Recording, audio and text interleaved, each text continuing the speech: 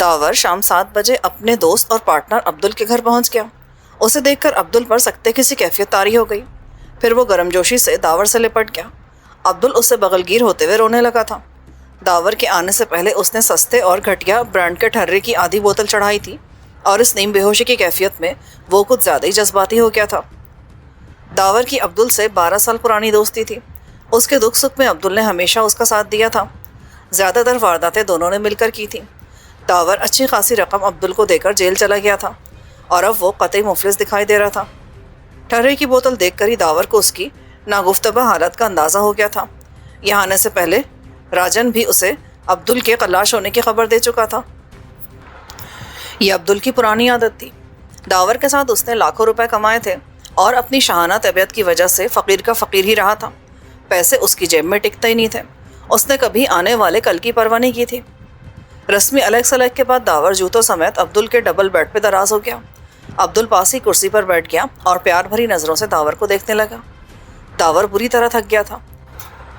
رگو دادا کے اڈے پر اس کی اچھی خاصی ورزش ہو گئی تھی۔ 4.5 سال جیل میں شرافت سے گزارنے کے بعد پہلی مرتبہ ہاتھ پاؤں چلانے کا موقع ملا تھا۔ داور نے جیل سے نکلتے ہی یہ فیصلہ کر لیا تھا کہ وہ پولیس کی نظروں سے بچ کر پونا میں اپنے بینک سے 10-15 ہزار روپے نکلوائے گا، اور عبدل کے ساتھ لمبی سیر و تفریح کے لیے شملہ یا سری نگر چلا جائے گا۔ داور کا ارادہ زیادہ دیر بمبئی میں رہنے کا نہیں تھا۔ وہ جانتا تھا کہ مجرموں کی زیر زمین دنیا میں اس کی رہائی کی خبر جنگل کی آگ کی طرح پھیلے گی۔ اس دنیا میں داور کے دوست کم اور دشمن زیادہ تھے۔ وہ داور سے اس بات پر جلتے اور نفرت کرتے تھے کہ وہ انہیں اپنے ہیرا پھیری کے منصوبوں میں شریک نہیں کرتا تھا۔ بمبئی کی جرائم پیشہ افراد کی کئی منظم تنظیموں نے داور کو ملانے کی کوشش کی تھی، مگر داور نے ان کی التجاؤں اور دھمکیوں کو درخور اتنا نہیں سمجھا تھا۔ وہ اپنی فطرت کے خلاف کسی بھی فرد یا تنظیم کا پابند نہیں ہونا چاہتا تھا۔ داور نے اسی بنا پر اپنا کوئی گروہ بھی نہیں بنایا تھا۔ وہ ہر واردات کے منصوبے کے مطابق معقول معاوضے پر باصلاحیت لوگوں کی خدمات حاصل کرتا تھا، اور واردات کے بعد انہیں مقررہ رقم دے کر جان چھڑا لیا کرتا تھا۔ داور نئی واردات کا منصوبہ بنانے سے پہلے جیل کی تلخیاں بھلانے کے لیے لمبی عیاشی اور بھرپور آرام کرنا چاہتا تھا۔ وہ جانتا تھا کہ اس کی رہائی کی خبر پھیلتے ہی چوہے بلی کا پرانا کھیل شروع ہو جائے گا۔ دشمن ہتھیار اٹھا لیں گے اور اسے اپنی حفاظت کے لیے پھر کوبرا کا روپ دھارنا پڑے گا۔ بمبئی کے چوٹی کے بدماشوں میں وہ کوبرا کے نام سے مشہور تھا۔ داور کے اس دہشت انگیز نام سے لاتعداد ہنگامے وابستہ تھے۔ داور فی الحال کوبرا کو چھیڑنا نہیں چاہتا تھا۔ ایک آدھ ماہ کے بعد وہ اس خطرناک نام کو اپنے دوستوں اور دشمنوں کے لبوں پر لانا چاہتا تھا۔ وہ داور رہ کر جیل کی تھکن اور بوریت دور کرنا چاہتا تھا۔ اپنی آئندہ زندگی کا لاہ عمل مرتب کرنے کے لیے اسے سکون اور آسودگی کی ضرورت تھی، اور یہ سکون اسے کم از کم بمبئی میں رہ کر حاصل نہیں ہو سکتا تھا۔ پروگرام کے مطابق داور کو آج رات ہی پونا روانہ ہونا تھا۔ اس نے رات 8 بجے کی آرام دہ ایئر کنڈیشن ریل کار سے پونا روانگی کا فیصلہ کیا تھا، مگر اس کا خواب پورا ہوتا دکھائی نہ دیتا تھا۔ راجن کے چکر میں داور کے کئی گھنٹے ضائع ہو گئے تھے، اور وہ آج رات پونا روانگی کو ملتوی کرنے پر مجبور ہو گیا تھا۔ اب اس نے کل صبح کی ریل کار سے روانہ ہونے کا پروگرام بنایا تھا۔ پونا جانے سے پہلے داور سلمیٰ سے ملنا چاہتا تھا۔ حسین و جمیل سلمیٰ، جس کا خیال آتے ہی داور کی دھڑکنیں تیز ہو جاتی اور سینے میں میٹھا میٹھا سا درد ہونے لگتا۔ سلمیٰ اسے جیل میں ملنے مسلسل آتی رہی تھی۔ داور کے اور اس کے نظریات میں زمین آسمان کا فرق تھا۔ سلمیٰ زندگی میں نیک راہ اپنانے کی قائل تھی، اور داور بدی کی راہوں کا مسافر تھا۔ یہ اور بات تھی کہ وہ بدی کو بدی نہیں سمجھتا تھا۔ اس بارے میں اس کا اپنا ایک فلسفہ تھا جس سے سلمیٰ اتفاق نہیں کرتی تھی۔ دیکھو سلمیٰ، میں بچہ نہیں ہوں، نہ ہی ان پڑھ ہوں۔ تم میری تعلیمی استعداد اور قابلیت سے بخوبی واقف ہو۔ یہ اور بات ہے کہ میں نے حالات کے تحت اپنے اوپر ایک خول چڑھا رکھا ہے۔ ایک روز اس نے سلمیٰ کی نصیحتوں سے تنگ آ کر کہا تھا، میں نے بہت دھکے کھائے ہیں، در در کی ٹھوکروں سے مجھے بڑے تلخ تجربات حاصل ہوئے ہیں۔ اب تک میں نے جو زندگی گزاری ہے اس کے تحت ایک ہی بات میری سمجھ میں آئی ہے، اور وہ یہ کہ اس دنیا میں صرف طاقتور کی ہی حکمرانی ہے، چاہے کوئی عام آدمی ہو یا حکومت۔ یہاں جس کی لاٹھی اس کی بھینس کی مثال صادق آتی ہے۔ جو جتنا دولت مند اور طاقتور ہے، لوگ اس کی اتنی ہی زیادہ عزت کرتے ہیں۔ نامور مجرموں اور اسمگلروں سے تو حکومت تک مروب ہو جاتی ہے اور انہیں اپنے مقاصد کے لیے استعمال کرتی ہے۔ یہاں جارحیتی فتح مندی کا باعث ہوتی ہے۔ بڑی مچھلی چھوٹی مچھلی کو کھا جاتی ہے، اور میں تمہاری احمقانہ باتوں میں آ کر چھوٹی مچھلی نہیں بننا چاہتا۔ سلمیٰ داور کو حیرت سے دیکھتی رہی، پھر تعجب خیز لہجے میں بولی، یہ تم کس قسم کی باتیں کر رہے ہو داور؟ گندی گلی کا کوئی لفنگا اس قسم کی باتیں کرتا تو مجھے کوئی افسوس نہ ہوتا، مگر تم تو پڑھے لکھے شخص ہو، اسکول کالج کی درسی کتابوں سے ہٹ کر بھی تم نے بہت کچھ پڑھا ہے۔ کیا تم اتنی سی بات بھی نہیں سمجھتے کہ ساری دنیا جھوٹ بولنے لگے تب بھی جھوٹ تو جھوٹ ہی رہے گا نا؟ بے ایمانی اور لوٹ مار کو کوئی بھی عقل سلیم رکھنے والا شخص جائز نہیں کہہ سکتا۔ مثبت اقدار کی بڑی اہمیت ہے داور، نیکی اور شرافت کی ہر دور میں قدر ہوئی ہے۔ یورپ اور امریکہ میں نیکوکاروں کو سر پر بٹھایا جاتا ہے، یہ اور بات ہے کہ برے لوگ ہر جگہ ہوتے ہیں۔ اپنا ہی بدماشوں اور لٹیروں والا خول اتار دو داور، یہ تمہیں تباہ کر دے گا، کہیں کے نہیں رہو گے تم بری راہوں پر چل رہے ہو۔ اس کا اختتام جیل کی کال کوٹری یا پھانسی کے تختے پر ہوتا ہے۔ ان راہوں سے لوٹ آؤ داور جن کی کوئی منزل نہیں۔ تم انسانی جبلت سے واقف نہیں ہو سلمہ، تمہیں نہیں معلوم کہ نفس کیا چیز ہے۔ دنیا کی ساری خرابیاں نفس کی مرہون منت ہیں۔ یہ باتیں تم اس لیے نہیں جانتی کہ تمہارا علم کتابی ہے، عملی زندگی کا تمہیں کوئی خاص تجربہ نہیں ہے، جبکہ میں نے پرورش ٹھوکروں میں پائی ہے۔ انسانی زندگی کے میں نے عجیب و غریب تماشے دیکھے ہیں، میں نے اپنے اوپر خول نہیں چڑھا رکھا، اپنے باطن کوڑ رکھا ہے۔ تمہیں معلوم ہے بہت سے لوگ اس لیے برے نہیں ہوتے کہ انہیں برائی کی طرف مائل ہونے کا موقع نہیں ملتا، چور اس لیے نہیں ہوتے کہ انہیں چوری کے لیے سازگار ماحول نہیں ملتا۔ حال ہی میں امریکہ کے سب سے بڑے اور ترقی یافتہ شہر نیو یارک میں 1 گھنٹے کے لیے بجلی چلی گئی تھی اور پورا شہر جنگل بن گیا تھا۔ اس 1 گھنٹے میں تمہارے آئیڈیل ترقی یافتہ اور مہذب لوگوں نے اپنے چولے اتار پھینکے اور ہزاروں وارداتیں کر ڈالی تھیں۔ انہیں اندھیرے نے کھل کھیلنے کا موقع فراہم کیا تھا اور یوں ساری اخلاقی اقدار دھری کی دھری رہ گئی تھیں۔ تم اس امریکہ کی بات کری ہو نا جس نے جاپان کے 2 شہروں میں ایٹم بم گرائے تھے، لاکھوں انسانوں کو موت کی نیند سلا دیا تھا، طاقت کا مظاہرہ کر کے جاپان کو ہتھیار ڈالنے پر مجبور کر دیا تھا۔ داور اور سلمہ جب بھی ملتے اسی قسم کی گفتگو ہوتی تھی۔ سلمہ نیکی کی پرستار تھی اور داور بدی کا دل دادا، یوں دونوں ایک دوسرے کے بہت قریب ہوتے ہوئے بھی بہت دور تھے۔ اسی تفات نے انہیں یکجا نہیں ہونے دیا تھا۔ اس نظریاتی جنگ سے داور کی موسی پریشان ہو جاتی تھی، تنگ آ کر وہ دونوں کو برا بھلا کہنے لگتی اور داور چپکے سے ان کے گھر سے کھسک لیتا۔ سلمہ کا خیال آتی داور اٹھ بیٹھا اور عبدل پر نگاہیں جما دی جو بڑی محویت سے اسے دیکھ رہا تھا۔ داور کو اٹھتے دیکھ کر وہ چونکا۔ راجن تیرے کو بہت یاد کرتا ہے داور، ادھر مراٹھا کالونی میں ایک نیا دادا رگھو آلے لائے، اس نے راجن کا دھڑن تختہ کر دیا تھا۔ داور کا چہرہ غصے سے لال ہو گیا، اس نے بجلی کی سی تیزی سے اٹھ کر عبدل کی کرسی پر ٹھوکر ماری اور وہ کرسی سمیت الٹ کر دور جا گرا۔ داور چلا کر بولا، اپن تو ادھر بمبئی سینٹرل جیل میں بند تھا نا، تو نے راجن کا سہایتا کیوں نہیں کیا سالے؟ تو کیا مر گیا تھا؟ عبدل نے سر کو 2-3 جھٹکے دیے اور مسکرا کر نرم لہجے میں بولا، کائے کو گرم ہوتا ہے، تیرے کو معلوم ہے نا اپن تیرے بغیر بیٹری کا مافک ڈاؤن ہو جاتا ہے، تم اپن کا ساتھ ہوتا ہے نا تو اپن کا اکھا جسم میں کرنٹ دوڑنے لگتا ہے، تم سالہ جیل گیا تھا نا تو اپن کا بھی فیوز اڑ گیا تھا۔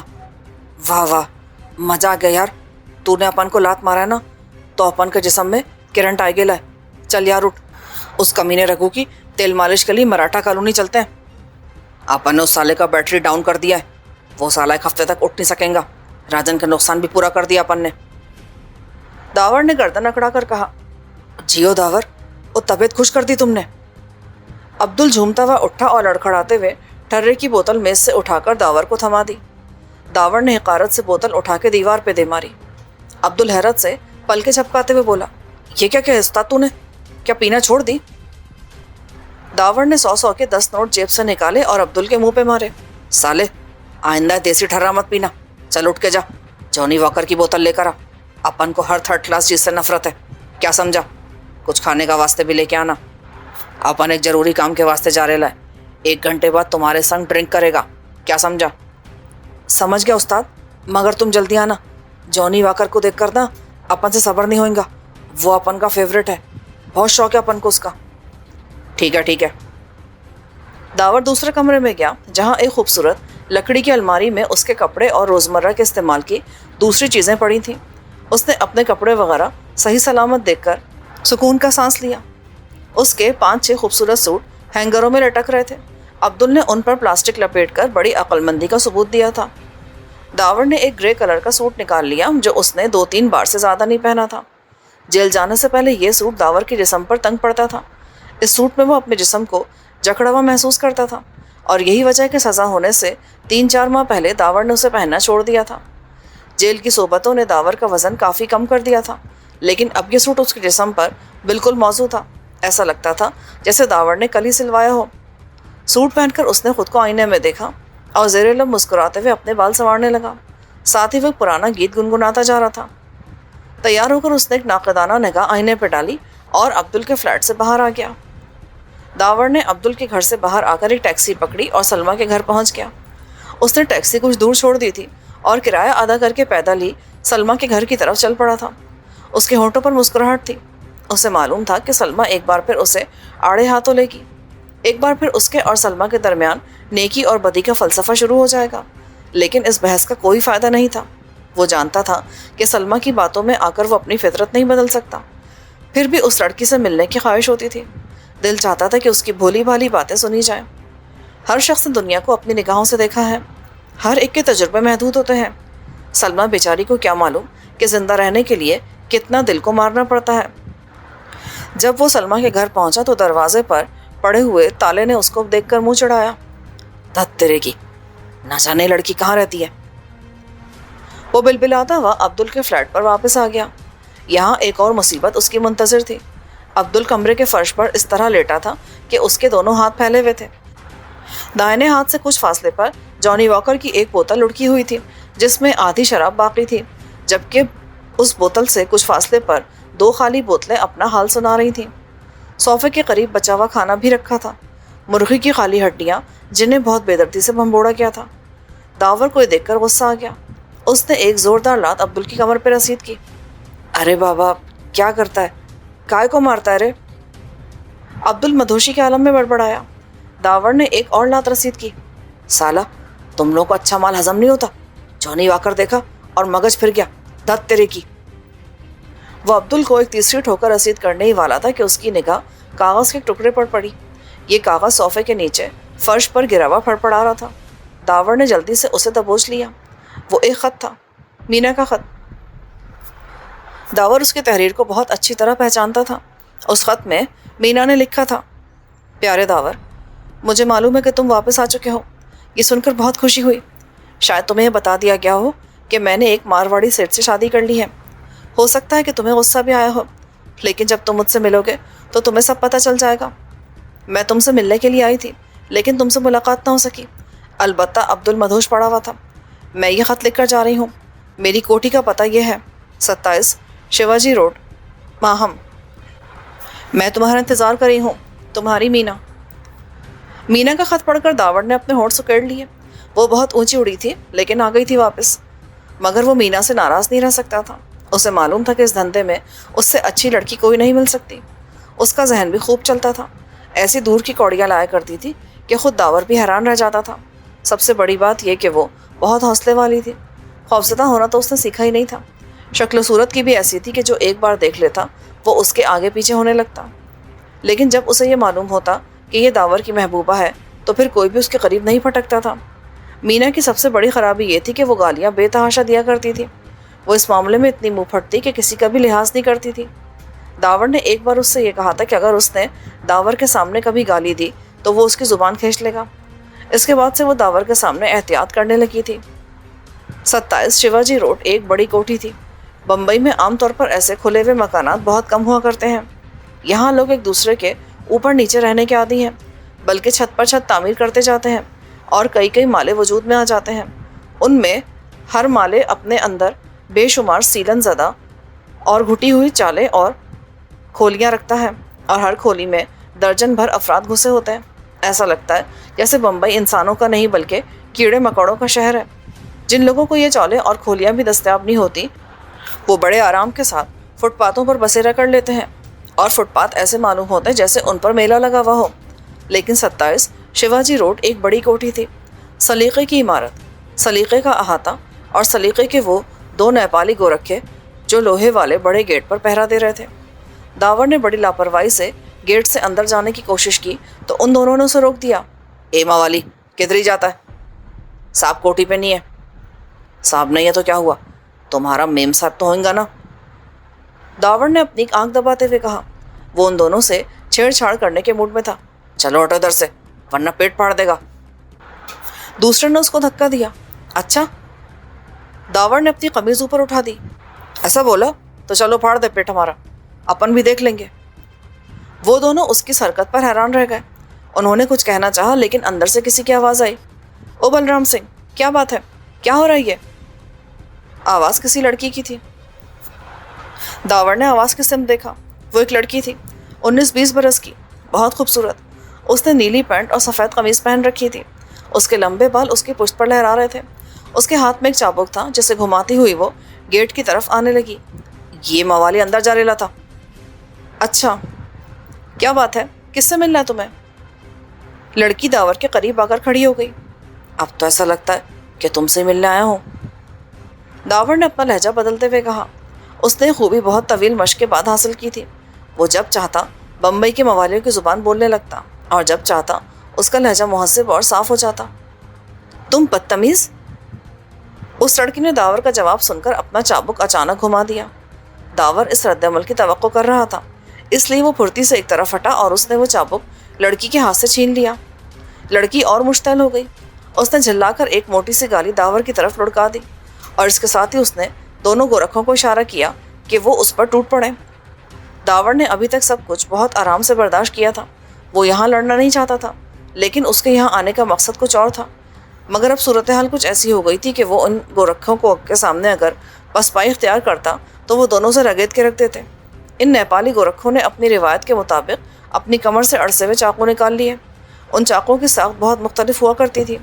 ये आगे से खमदार होते थे और कहा जाता था कि गोरखों से बेहतर इस चाकू का इस्तेमाल कोई नहीं कर सकता। दावर जानता था कि चाकू का खेल आसान होने के साथ साथ बहुत मुश्किल भी होता है। इसमें आसानी तो यह होती है कि यह दूर रहकर किसी को कत्ल नहीं कर सकता, और मुश्किल ये होती कि अगर निगाह चूक जाए तो अच्छे अच्छे सूरमा भी चाकू के घाव से बच नहीं सकते। इसमें आंखों को बिल्कुल सेंध कर रखना पड़ता है, पलकें तक नहीं झपकाई जाती।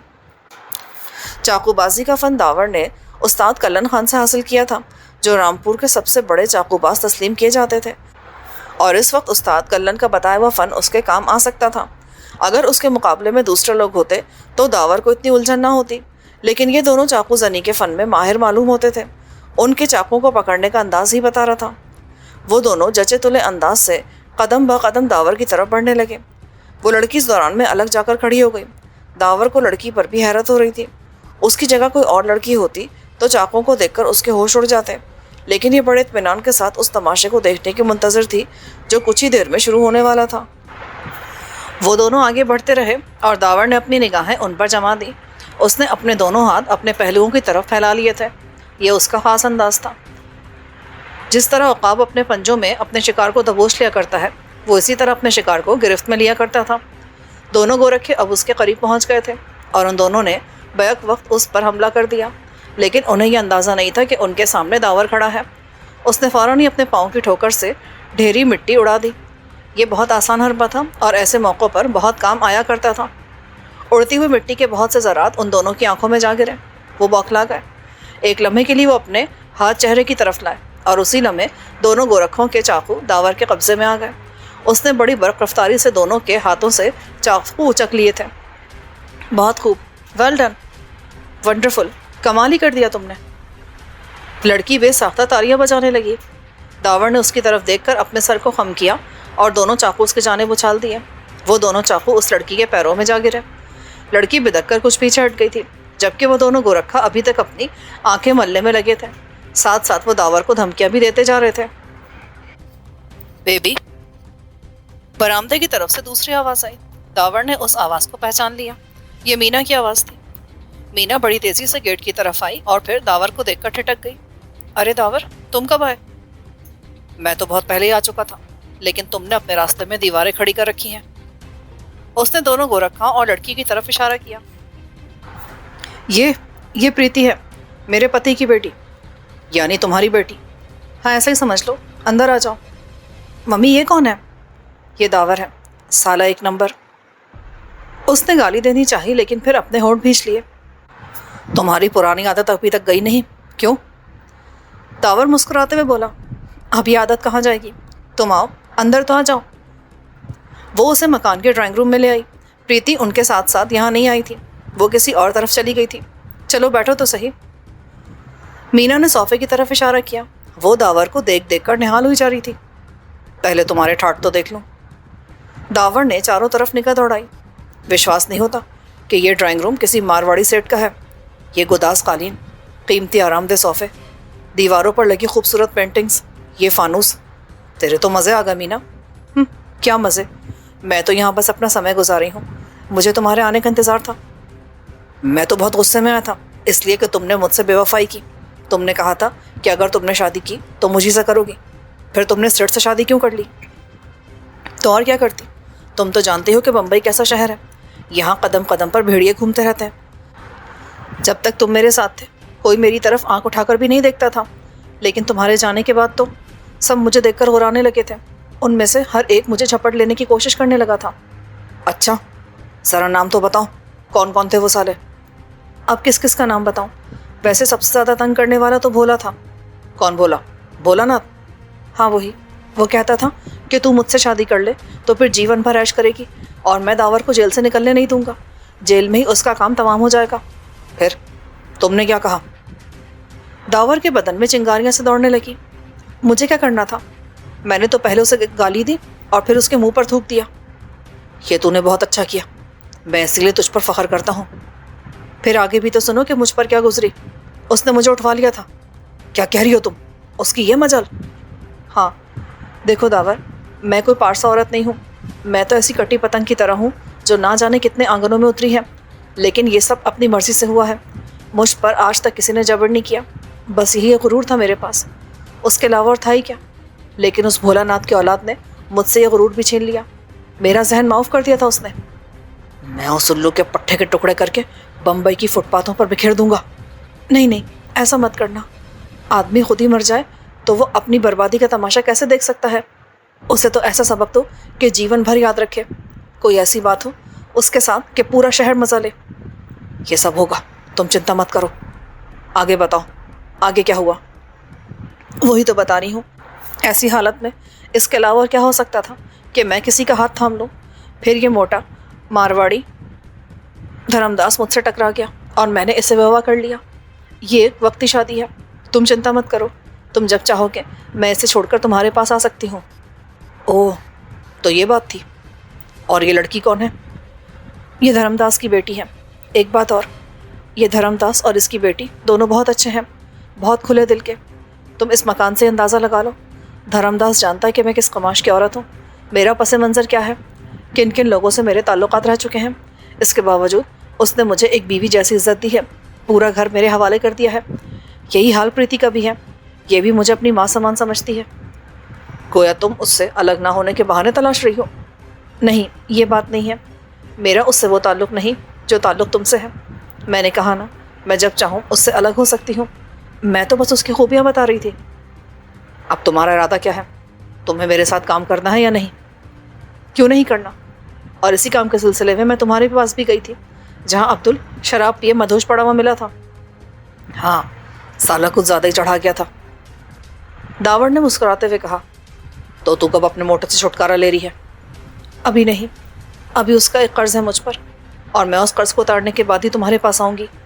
کیسا قرض؟ صاف صاف بتاؤ۔ داور، تم نے کبھی رستم کا نام سنا ہے؟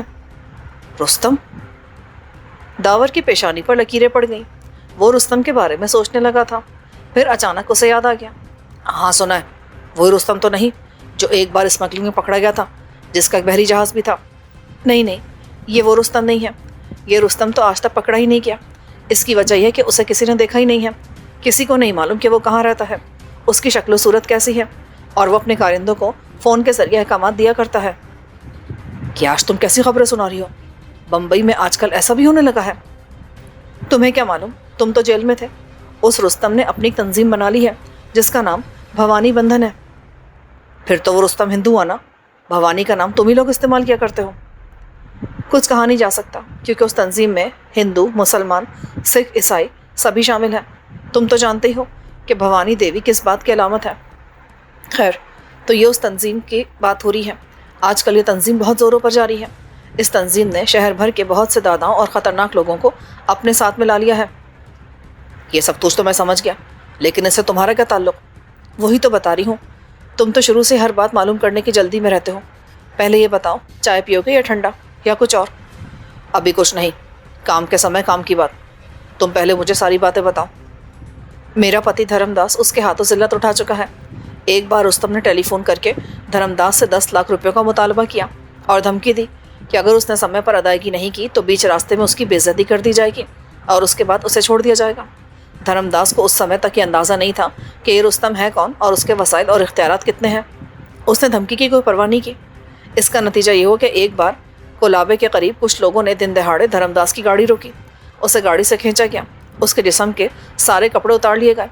अब तुम खुद ही सोचो, बीच सड़क पर अगर कोई ऐसी बात हो जाए तो कितनी बेइज्जती होती है। धर्मदास का यह हाल देखने के लिए सैकड़ों आदमी जमा हो गए और वे बेचारा उनके दरमियान बगैर कपड़ों के खड़ा था। उसका ये हाल करने के बाद रुस्तम के गुंडे वापस चले गए। बस वो दिन और आज का दिन बेचारा धर्मदास समझो जहनी तौर पर माऊसा हो गया है। वो दूसरों के सामने आने से शर्म महसूस करता है। तुम उसकी हालत समझ रहे होगे। उसने कारोबार की तरफ भी ध्यान देना ख़त्म कर दिया है। मैं समझ रहा हूँ, तेरे मोटे मारवाड़ी के साथ बहुत बुरा सलूक हुआ है, तो अब तुम ये चाहती हो कि रुस्तम से बदला लिया जाए। यही कर्ज है तुम्हारा ना? हाँ, और इसमें तुम्हें मेरा साथ देना होगा। अरे बाबा, हम तो पहले भी एक दूसरे का साथ देते रहे हैं। अगर तुम कहो तो उस रुस्तम की आते निकालना हो। ये मामला इतना आसान नहीं है जितना तुम समझ रहे हो। ये रुस्तम कोई मामूली गुंडा नहीं है जिसके पेट पे तुम चाकू उतार दोगे। ये एक ऐसा आदमी है जिसे आज तक देखा नहीं गया, सिर्फ फ़ोन पर बातें करता है। अगर तुम इसकी खोज में रहे तो इसमें बरसों लग जाएंगे। इसलिए ये सब छोड़ो और संजीदगी से मेरी बात सुनो। तो फिर बताओ ना, मैं क्या करूं? मैं खुद भवानी बंधन में शामिल हो गई हूं। क्या? तुम्हारा दिमाग तो ठीक है? ये तुम कैसी बातें करी हो? ठीक कह रही हूँ मैं उस रुस्तम का खोज लगाने के लिए और उससे बदला लेने के लिए उसके गिरोह में शामिल हो गई हूँ। धर्मदास वाले वाक़े के दूसरे दिन मेरे पास रुस्तम का फ़ोन आया था। वो मेरे माजी से वाकिफ़ है। उसने मुझसे कहा कि अगर मैं उसके गिरोह में शामिल हो जाऊं, क्योंकि उसके गिरोह में मुझ जैसी लड़की नहीं है और मैं उसके लिए बहुत काम आ सकती हूं। उसने धर्मदास की बेइज्जती का हवाला भी दिया। उसने कहा कि उसे धर्मदास से रुपए नहीं लेने थे। यह हरकत उसने सिर्फ इसलिए कराई थी ताकि एहसास हो जाए कि रुस्तम के हाथ हर जगह और हर शख्स तक पहुँच सकते हैं। रुस्तम ने मुझे सोचने के लिए 1 दिन का समय दिया था।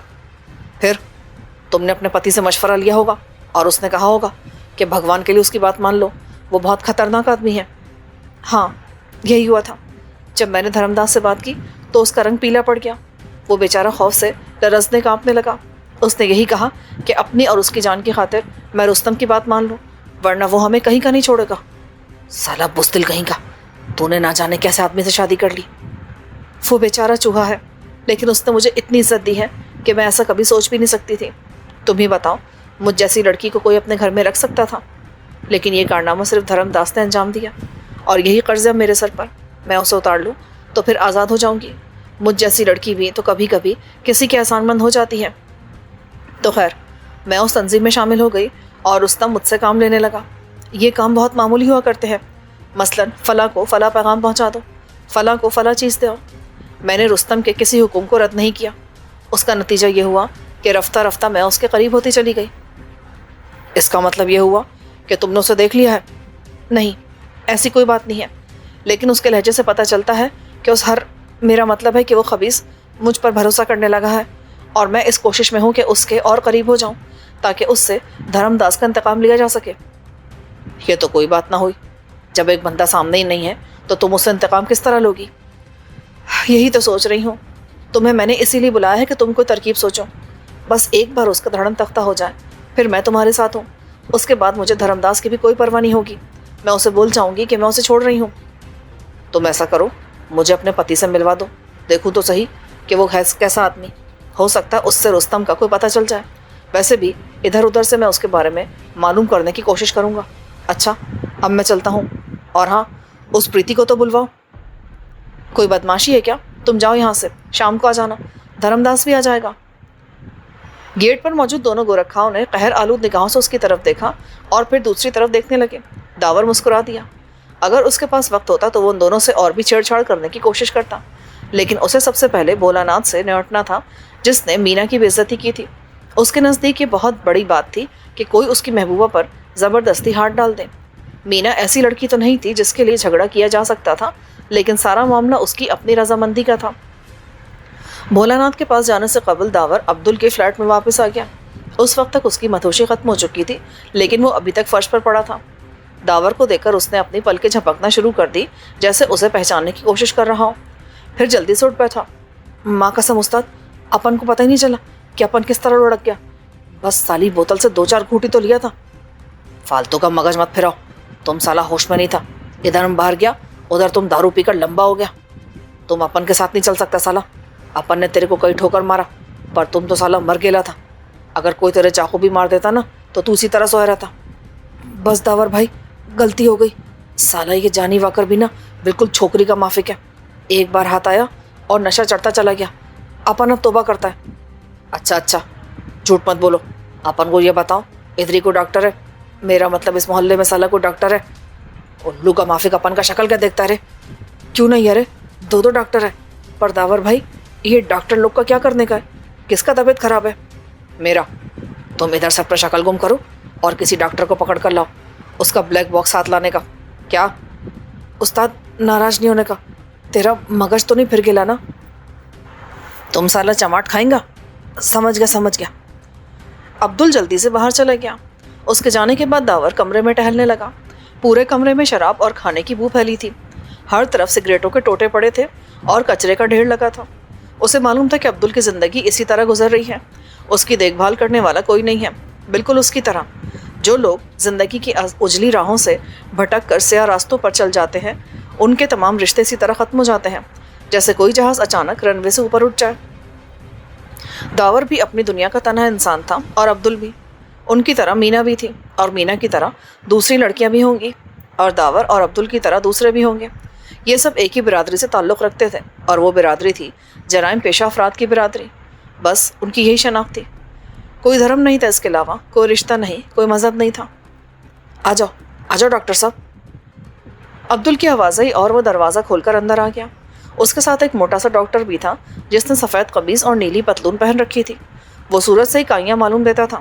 آ جاؤ, یہ اپن کا فلیٹ ہے. آؤ. ڈاکٹر جھجکتا ہوا کمرے کے وسط تک آ گیا. عبدل نے داور کے اشارے پر دروازہ بند کر دیا تھا. مریض کہاں ہے؟